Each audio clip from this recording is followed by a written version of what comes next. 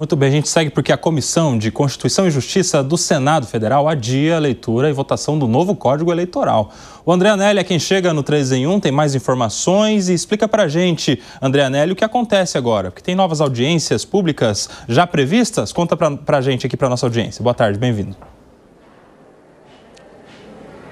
Obrigado, Kobayashi. É isso mesmo. Muito boa tarde a você, primeiramente, e a todos aqui no 3 em 1 da Jovem Pan. De fato, então, houve esse adiamento por parte da Comissão de Constituição e Justiça a respeito da análise do novo Código Eleitoral e, então, a partir de agora, ou melhor dizendo, a partir da semana que vem, pelo menos 3 audiências públicas serão realizadas, justamente no sentido de debater, então, essas mudanças que fazem parte de nada menos do que 896 artigos que compõem esse novo Código Eleitoral, aprovado em 2021 na Câmara dos Deputados e que agora tramita aqui no Senado, começando pela Comissão de Constituição e Justiça. Uma das propostas, os críticos têm dito que acaba diminuindo a transparência em relação ao período eleitoral. Isso porque os candidatos, eles tinham a obrigação de prestar contas a respeito dos gastos durante a campanha e agora essa medida acaba fazendo com que essa obrigação seja apenas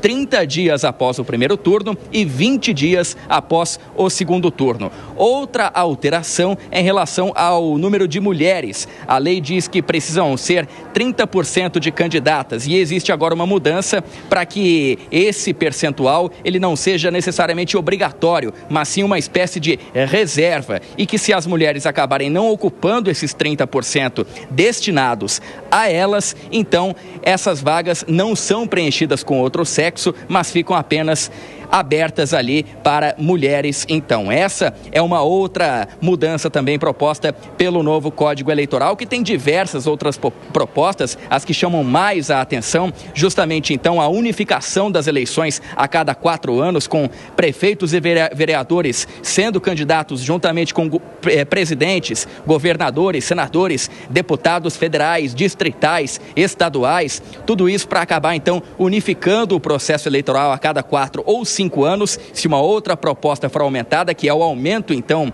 do tempo que cada autoridade fica no poder, o tempo de mandato, e, então, essa é uma outra mudança, repito, dessa série de mais de 800 mudanças e que recebeu, inclusive, cerca de 190 emendas aqui no Senado. Portanto, então, alguns partidos, a exemplo de PL, Novo, PSD e também o Partido dos Trabalhadores, além do União Brasil, acabaram pedindo vistas na CCJ para analisarem o texto e também solicitando principalmente mais audiências públicas para acabar debatendo todo esse conjunto de mudanças que prevê o Código Eleitoral e por isso então a medida não foi votada na CCJ e aguarda agora a realização dessas audiências públicas a partir da semana que vem.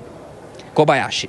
Muito obrigado, André Anelli. Você volta ainda hoje no 3 em 1. Deixa eu começar essa rodada com o Zé Maria Trindade, que fala lá de Brasília e que acompanha também esse tanto de ideia, hein, Zé Maria? Quantas propostas de emenda, quantas propostas de mudanças em relação à lei eleitoral? Qual seria uma mudança que você apostaria que pudesse acontecer nesta nova legislação, nesse novo Código Eleitoral? Zé Maria Trindade.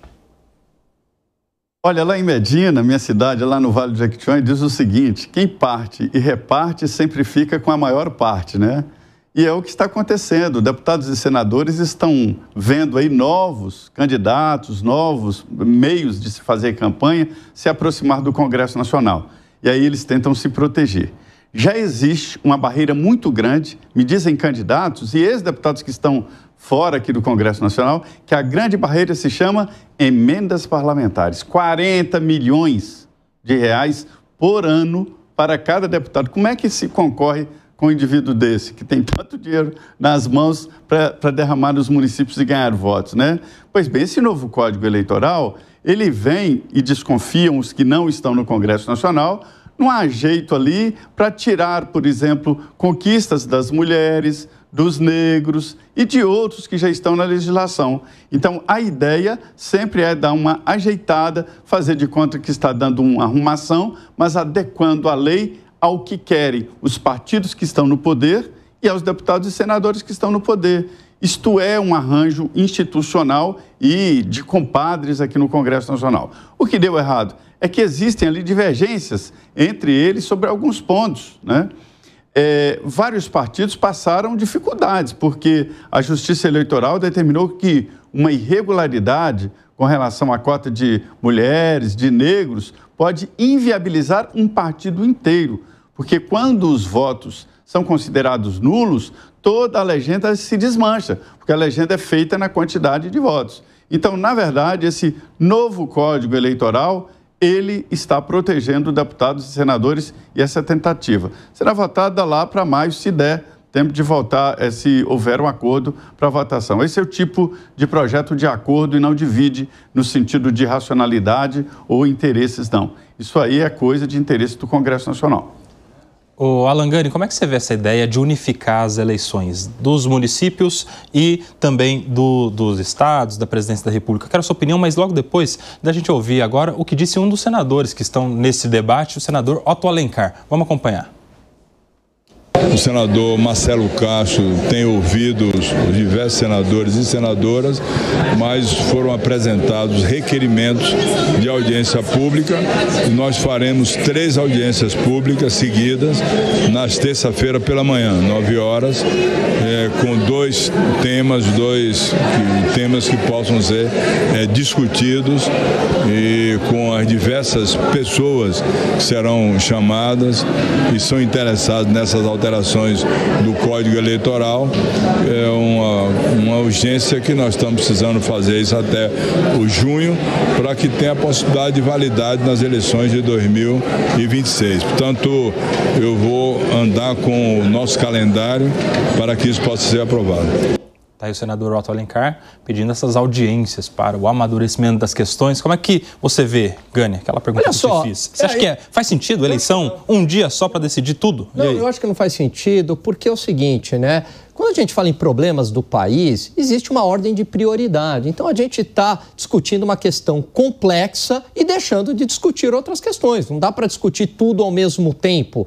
Qual que é a prioridade hoje? Eu vejo que prioridades são questões econômicas, principalmente segurança pública. E aí o pessoal perdendo tempo com esse tipo de discussão. E que não vai resolver, tem essa ilusão de que se a gente unificar tudo, aí o país passa a pensar em eleições a cada 4 anos e tem 3 anos de governabilidade. Não é isso que vai resolver o problema. O buraco é muito mais embaixo. E você pega outros países que acabam tendo também eleições no meio do mandato. Então, isso é do jogo democrático. Eu acho que é um desperdício de tempo e um desperdício também de recurso público, porque essas discussões, evidentemente, que elas custam. 16 horas e 23 minutos, quem está na rádio vai para um rápido intervalo, a gente já volta. Por aqui, seguimos, Gustavo Segre. Eu quero também a sua opinião, porque é um outro ponto de muito debate mesmo, é a questão das cotas. Cotas das mulheres, cotas raciais, que há pouquíssimo tempo atrás gerou toda aquela discussão do PL, da emenda da anistia, né? Que era o projeto para perdoar os partidos políticos que não tinham cumprido estas questões. Como é que você vê esse tipo de debate também? Participação de mulheres, participação de negros nas candidaturas. Gustavo Segre. Eu defendo a meritocracia e não uma cor de pele ou um sexo diferente que possa justificar que alguém deva entrar se ele não quer. Então, estamos colocando uma imposição para o eleitor. Vou citar o exemplo do meu país de nascimento. A Argentina tem cotas de 50% de mulheres. São listas que já estão predeterminadas em que se tem um homem, imediatamente deve ir uma mulher. Se tem uma mulher, imediatamente deve ter um homem.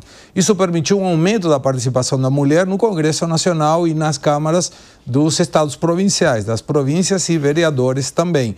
Mas é uma situação em que levou um tempo, porque tinha um monte de mulher que não queria se involucrar na política. Então você tinha lugares vagos para isso. Em relação a outra situação, que é a situação das eleições, a Argentina faz dessa mesma forma. Estados Unidos, até onde eu sei, também. Só que tem eleições de meio termo, em que você, cada 2 anos, renova uma parte do Congresso através de deputados e senadores. Então, cada 2 anos, necessariamente tem eleições. O que muda é o que você está escolhendo. A minha dúvida em relação a essa lei é como vai ficar um prefeito. Como fica um vereador? Ele vai ficar 2 anos em lugar de 4 ou vai ficar 6 em lugar de 4? Porque não vai ter a possibilidade de unir se você vai levar para uma eleição que seja a nível nacional, incluindo vereadores e prefeitos, quando nós tivemos eleição no ano passado. Então tem muitas dúvidas e concordo com o Alan, tem muita prioridade que é muito mais urgente que essa. E você, Felipe Monteiro, como vê todas as discussões para melhorar a legislação eleitoral?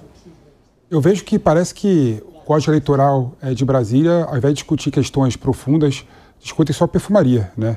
E quando vai fazer alguma coisa para mudar a estrutura eleitoral, piora. É uma vergonha você ver a discussão no Congresso Nacional, na CCJ do Senado, para acabar com a cota de mulheres nas eleições, né? E só colocar Por que a cota... eu te falo, porque assim, a cota para as mulheres, Alan Gani, surgiu em 95, né? Quando só tinham 28 deputadas federais no Congresso Nacional. E naquele momento a cota era 20% de candidaturas femininas, né? Passou para 30% em 97. E de 95 para hoje, tem 91 deputadas na Câmara de Deputados. Ou seja, claramente foi uma política bem feita, né? Que colocou mulheres na política. E o Congresso, na minha opinião, é bom quando ele representa a sociedade, quando ele é heterogêneo, tem diversos grupos ajudando a formular políticas públicas, ajudando a pensar o Brasil, não é? Se você desequilibrar esse Congresso com determinadas classes, né, você vai fazer com que o Congresso não seja representativo. E eu quero que o Congresso seja o mais representativo possível. E aí, o projeto muda, acaba essa cota eleitoral e coloca só uma cota de mulheres eleitas, né, em 20%. Né? É muito pouco, porque atualmente tem cerca de 18% de mulheres já na bancada. E a média do Brasil chega a 25% de mulheres nas assembleias legislativas, nas câmaras de vereadores. Ou seja, é um processo que é um retrocesso, infelizmente, para as mulheres. Pepe, só não dá para aceitar isso. Todo mundo entender. O que existe hoje é 30% de candidatas, é isso. E a proposta é que sejam 20% no mínimo de eleitas. Uma cadeira carimbada ali de que tem que ser uma mulher eleita. É basicamente essa a ideia que está em discussão? Exatamente isso. Mas qual que é o problema? O problema é que já tem quase 20% de mulheres no... Então não ia fazer muita diferença. É isso que você está falando. Nenhuma diferença. E, na minha opinião, o mundo muda. As pessoas entram na política de forma mais efetiva se participam desde o começo da construção. Então, a eleição é o momento ideal disso acontecer. Então, não dá para aceitar algo assim. E eu fico impressionado pelo seguinte, parece que toda a discussão do Código Eleitoral é para tentar fazer as eleições serem mais baratas, perdendo a qualidade do pleito eleitoral. O Gani tinha pedido. Não tem sentido Fala lá, Gani. Isso. Olha só. Uma pergunta muito objetiva. Existe alguma lei que proíba a mulher de ingressar na política, Pepe? Não. Existe alguma lei que te obrigue a votar em homem? Não. Ou seja, eu acredito em igualdade perante a lei. Esse é o conceito de democracia. Agora, o que é curioso no Ocidente, com essa agenda woke, é quanto mais a gente fala em igualdade e quanto mais avança direitos iguais, é verdade que no passado tinha muita distorção, tinha muita injustiça, mas à medida que o Ocidente, e eu estou falando do Ocidente como um todo, avançou nisso, Pepe, mais a gente discute privilégios.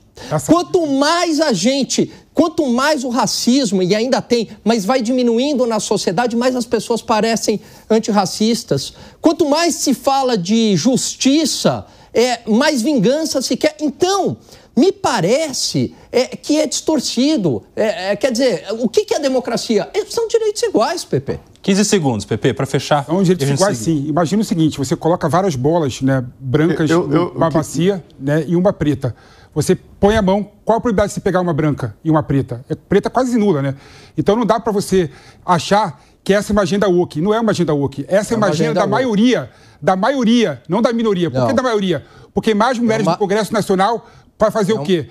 Vai fazer com que a produção legislativa seja melhor, vai fazer com que a reflexão é uma agenda woke melhor, que começou vai fazer a discussão seja melhor. Intelectuais de universidades norte-americanas, é uma agenda woke que exportou para o mundo inteiro. É uma agenda woke. Tem nada a ver com a agenda woke isso aí. Tem absolutamente nada a ver. Tudo a ver com uma agenda woke. Essa é uma agenda da maioria. É uma agenda woke. Não é uma agenda da meritocracia. Não é uma agenda da meritocracia. Vamos lá. O Zé Maria Trindade, vamos lá, calma aí. Não sei se é bola preta ou bola branca, mas coloca a bola no chão, Zé Maria, vai lá. Pois é, só para fechar, esse Código Eleitoral, ele é muito amplo e veio de propostas de advogados, de associação de advogados eleitorais, passou pelo Tribunal Superior Eleitoral e várias audiências. é o terceiro ou quarto, se não me engano, projeto apresentado pelo senador Marcelo Castro. E muda a vida do país. Então, eu sei que cada ponto desse é difícil de ser debatido, porque é muito polêmico, mas olha, cuida de formação de federação, cuida dos TREs, como os TREs e os juízes eleitorais que acumulam no interior devem se posicionar, crimes eleitorais, fake news e reeleição. Então, uma coisa muito grande. Eu tenho a impressão que uma mudança tão grande assim não pode ser aplicada ali na esquina. Tinha que ser para o futuro, né? Bem longe, para que defina uma eleição longe dos que estão no poder.